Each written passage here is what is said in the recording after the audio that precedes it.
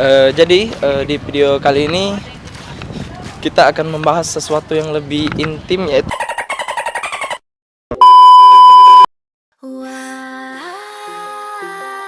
won't I release me?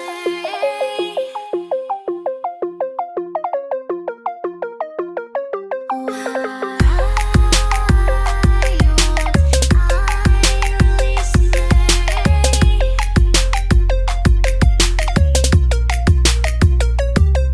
I'm stuck on the side of the boat I rode. Have forgotten too far while still afloat. Should have been more careful with the boat I chose. Got chills from the water and the Ketika kita berbicara soal masalah sosial, tentunya kita akan berkaitan langsung dengan stakeholder. Namun, apakah stakeholder itu? Pemangku kepentingan atau biasa disebut dengan stakeholder merupakan suatu individu, kelompok, atau perusahaan yang berkaitan dengan suatu organisasi atau masalah sosial yang terjadi di masyarakat. Namun, siapa sajakah stakeholder itu sendiri? Menurut Witold Hennis, guru besar di sekolah bisnis Wharton, orang-orang yang ada di balik stakeholder ini adalah politisi lokal ataupun nasional, pemimpin masyarakat, kelompok paramiliter, LSM, dan juga yang terakhir badan-badan internasional. Dalam masalah sosial yang kami ambil, yaitu tentang transgender dan prostitusi, kami menemui dua instansi yang terkait. Yang pertama adalah Dinas Sosial Provinsi Sumatera Selatan, dan yang kedua adalah Satuan Polisi Pamong Praja Kotamadya Palembang. get ahead. I never wanted this. Don't even recognize myself. Steal my thoughts, and I'm stressed. Pertama-tama kami menemui Pak Fadli, selaku Kepala Bagian Rehabilitasi dan Perlindungan Sosial di Dinas Sosial Provinsi Sumatera Selatan. Kami melontarkan beberapa pertanyaan yang menjadi acuan kami dalam mendapatkan informasi.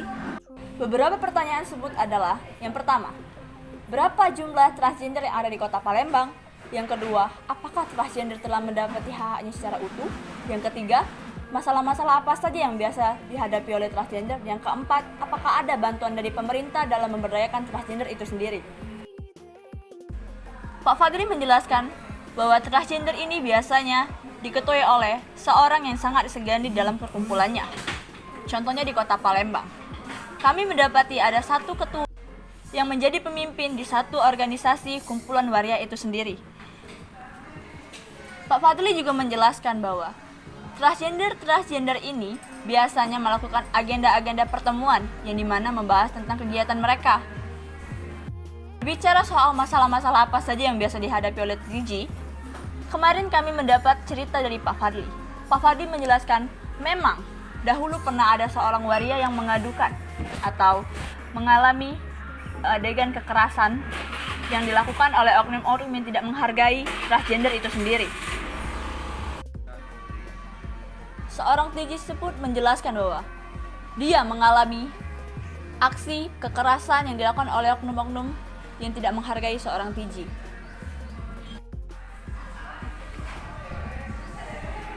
Lantas, apakah pemerintah ada untuk mereka? Jelas ada. Dinas Sosial Provinsi Sumatera Selatan dan Dinas Sosial Kota Palembang bekerja sama dalam hal ini.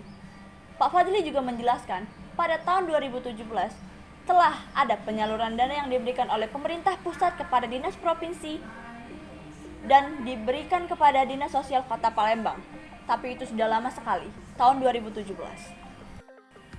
Penyaluran dana ini bukan berarti tanpa ada pengawasan. Pak Fadli juga menjelaskan adanya pengawasan terhadap penyaluran dana ini.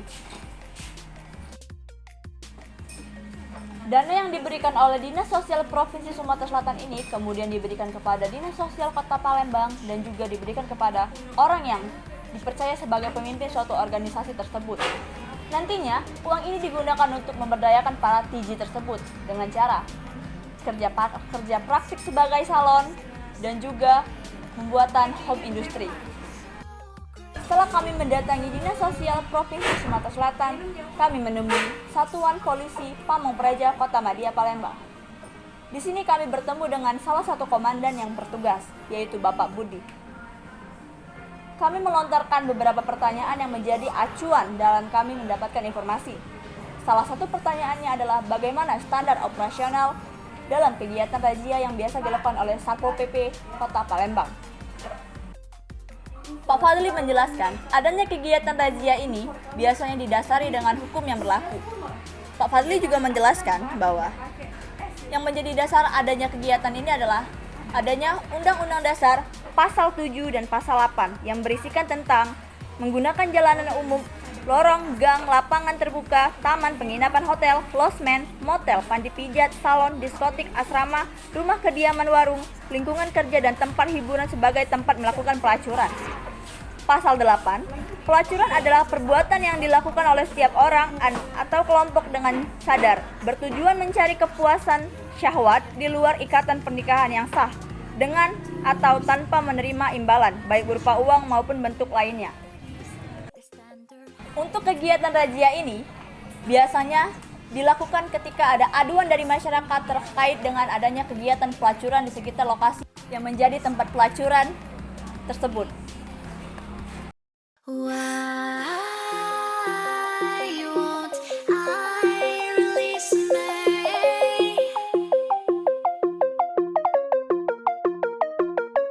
Why won't I release me? Permasalahan sosial merupakan sebuah gejala atau fenomena yang muncul dalam realitas kehidupan bermasyarakat. Untuk mengidentifikasi permasalahan sosial yang ada di masyarakat tersebut, tentu mindset tiap individu itu berbeda-beda. Pada dasarnya, permasalahan sosial merupakan bagian tidak dapat dipisahkan dalam kehidupan bermasyarakat. Ngomong-ngomong, berbicara mengenai masalah sosial itu meliputi mengenai kemiskinan, pengangguran, pendidikan, kesehatan, dan yang lagi marak sekarang ini mengenai LGBT. Line is so gray. LGBT merupakan pokok wacana yang tabu yang ada di Indonesia, karena hal tersebut bertentangan dengan identitas bangsa Indonesia. Selain itu, tak jarang LGBT ini khususnya transgender atau waria dapat meresahkan warga dan warga juga merasa risih akan adanya mereka. LGBT juga dianggap sebagai virus yang dapat menularkan orang di sekitarnya dengan cara mengajak orang lain untuk ikut masuk ke dunia per-LGBT-an. Maka dari itu, masalah LGBT ini merupakan masalah krusial yang menjadi trending di halayak umum. Fenomena kaum waria merupakan suatu paparan nyata yang tidak dapat ditolak eksistensinya di mata masyarakat. Sayangnya, belum banyak orang-orang yang mengetahui seluk-beluk kehidupan waria yang sesungguhnya. Kebanyakan orang-orang hanya melihat dari kulit luarnya semata. Lebih disayangkan lagi, ketidaktahuan mereka atas fenomena tersebut bukannya membuat mereka mencoba belajar tentang apa, bagaimana, dan mengapa, justru melainkan melakukan penghukuman dan penghakiman yang seringkali menjurus pada tindakan biadab dan mengesampingkan nilai-nilai kemanusiaan.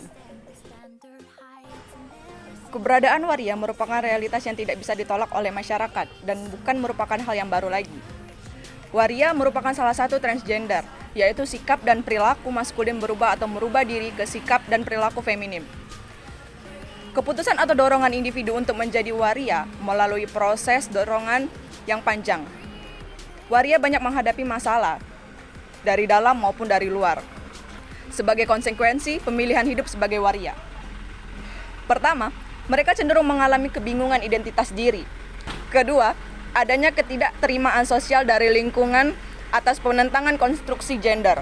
Selanjutnya, mereka juga menghadapi rumitnya legalitas, hukum norma tertulis maupun tidak tertulis yang menempatkan pada hak dan kewajibannya.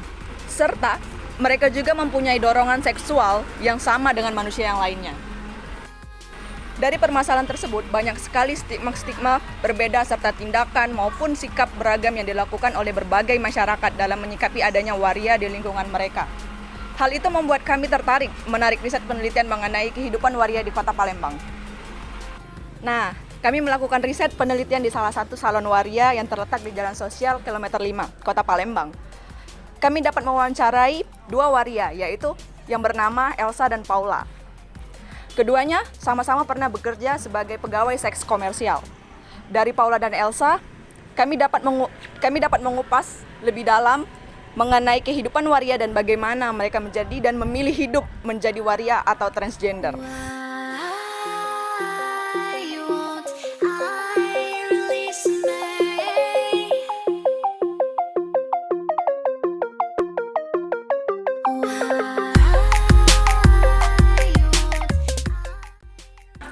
fenomena transgender sering kita temui dan kita jumpai dalam kehidupan sehari-hari, tidak terkecuali di Kota Palembang. Kami berhasil menemui salah satu narasumber yang berada di Jalan Sosial Kilometer 5 Kota Palembang, yaitu Elsa dan Paula.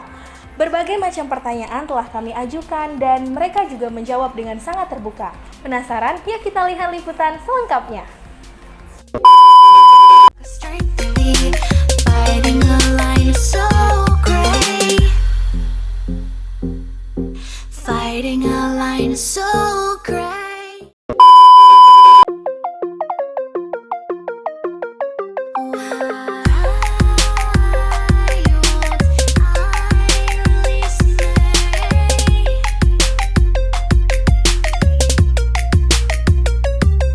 I'm stuck on the side of the boat I rode.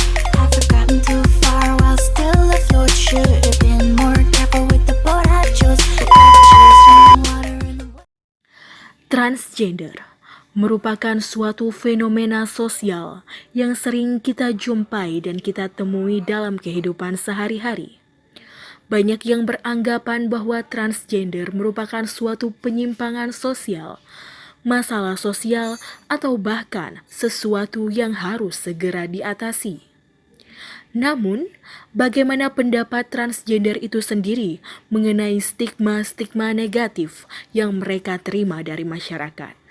Apakah mereka merasa terasingkan, merasa tertekan, atau bahkan mereka menerima dengan lapang dada? Kami berhasil mewawancarai 2 orang transgender yang berada di Jalan Sosial Kilometer 5 Kota Palembang. Mereka adalah Elsa dan Paula. Elsa dan Paula, 2 orang transgender yang bekerja di salah satu salon yang berada di Jalan Sosial Kilometer 5 Kota Palembang. Elsa merupakan waria yang berasal dari luar Kota Palembang. Waria 30 tahun ini mengatakan bahwa dirinya ingin bekerja dan memperbaiki hidupnya serta tidak ingin mendengar stigma-stigma negatif yang diterimanya di lingkungan rumahnya. Elsa belum merasa merdeka. Elsa mengatakan bahwa dia hanya berpenampilan layaknya seorang wanita ketika berada jauh dari rumahnya dan lingkungan keluarganya. Namun, ketika dia kembali ke kampung halamannya, Elsa berpakaian atau berpenampilan layaknya seorang pria tangguh. Berbeda dengan Elsa, Paula, waria cantik ini mengatakan bahwa dirinya sudah sangat diterima oleh lingkungan keluarga dan lingkungan sekitarnya. Namun, Elsa dan Paula mengatakan bahwa tindakan-tindakan yang mereka terima terlebih dahulu seperti bullying, cacian, makian merupakan suatu pelajaran hidup yang membuat mereka bertahan sampai saat ini. Kami juga mendapatkan informasi dari 2 narasumber yang kami wawancarai. Mereka mengatakan bahwa mereka berdua pernah menjadi seorang pekerja seks komersial. Elsa menegaskan bahwa dirinya pernah bekerja sebagai seorang pekerja seks komersial dengan hanya dibayar sebesar 50 sampai 150 ribu rupiah. Sedangkan Paula mengatakan bahwa dirinya pernah bekerja sebagai seorang pekerja seks komersial dengan bayaran 1-3 juta rupiah. Mereka menegaskan bahwa hal tersebut biasa dilakukan oleh seorang waria. Karena mereka menganggap bahwa mereka sangat sulit untuk mendapatkan pekerjaan dan cara mereka untuk bertahan hidup adalah dengan melakukan pekerjaan tersebut. Pekerjaan tersebut dapat memenuhi semua kebutuhan mereka, baik kebutuhan secara manusiawi maupun nafsu belaka. Elsa dan Paula, 2 orang waria yang ingin diakui keberadaannya. Mereka mengatakan bahwa diri mereka juga bisa hidup layaknya manusia normal. Mereka menegaskan bahwa inilah jati diri mereka sesungguhnya. Namun hukum tetaplah hukum. Dan ini Indonesia. Lantas, bagaimana pendapat masyarakat mengenai waria? Apakah mereka menyetujui dengan keberadaan waria atau bahkan sangat menentang keberadaan waria? Mari kita simak video lengkap berikut ini.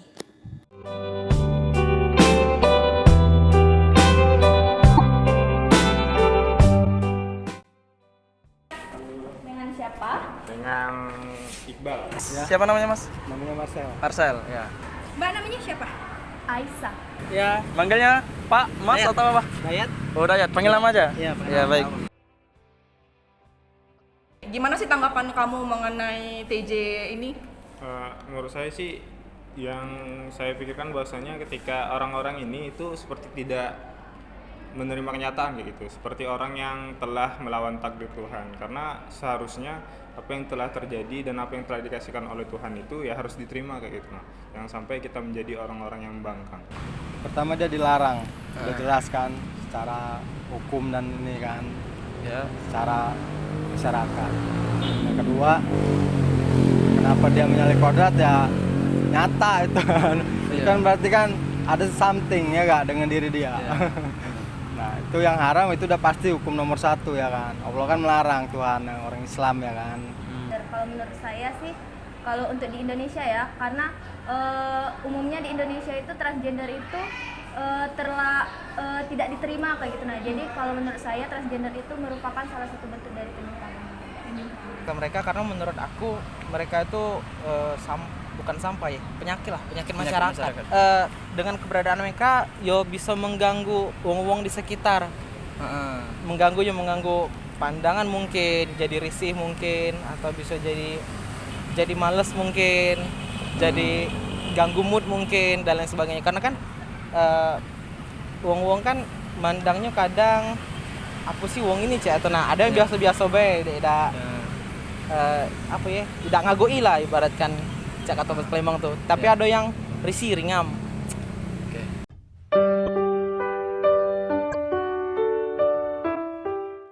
Menakutkan. Itu menyalahi kodrat. Sifat yang menyimpang. Baik, terima kasih Kak Marcel atas tanggapannya ya. Makasih. Terima kasih. Oke, Dan ya. sekali lagi. Sama-sama. Ya. Oh, thank you Iqbal.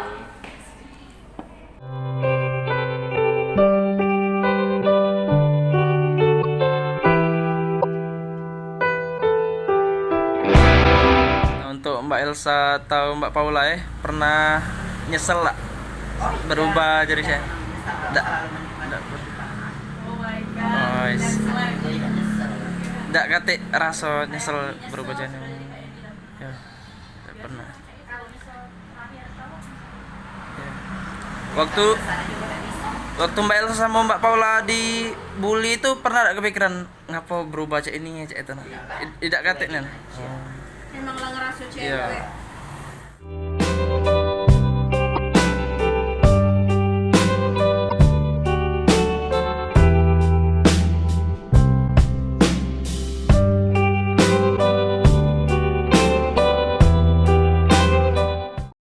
Why won't I release me?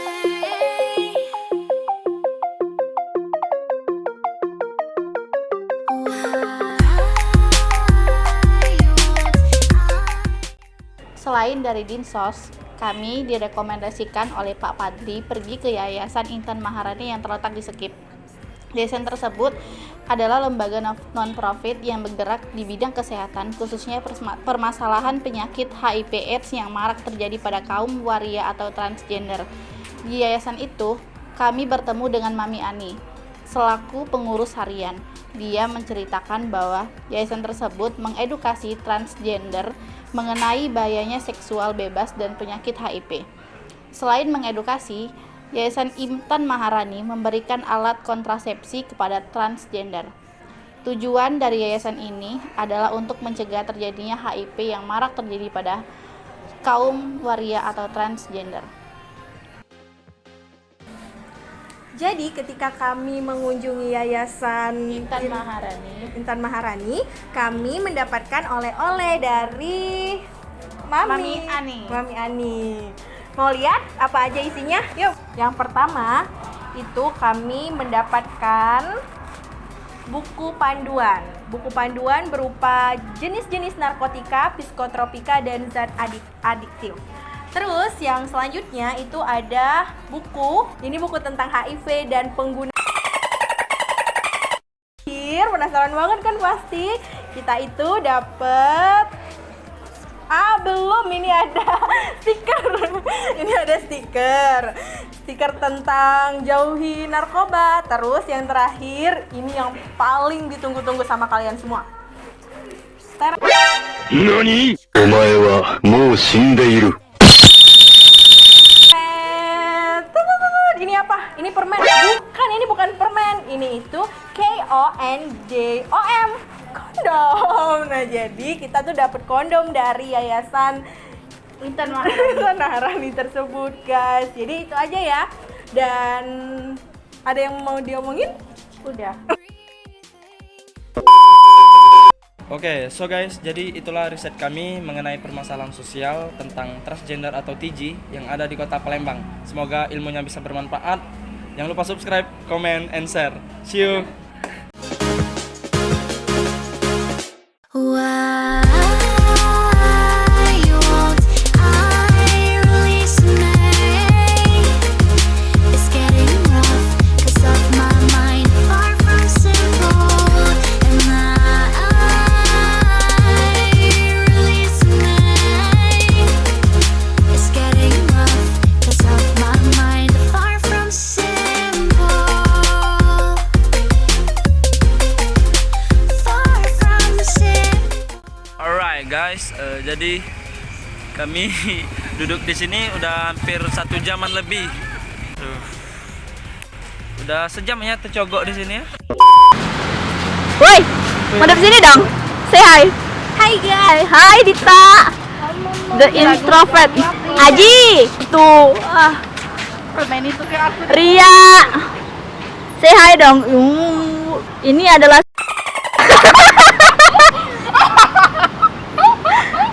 aku dipoto kira aku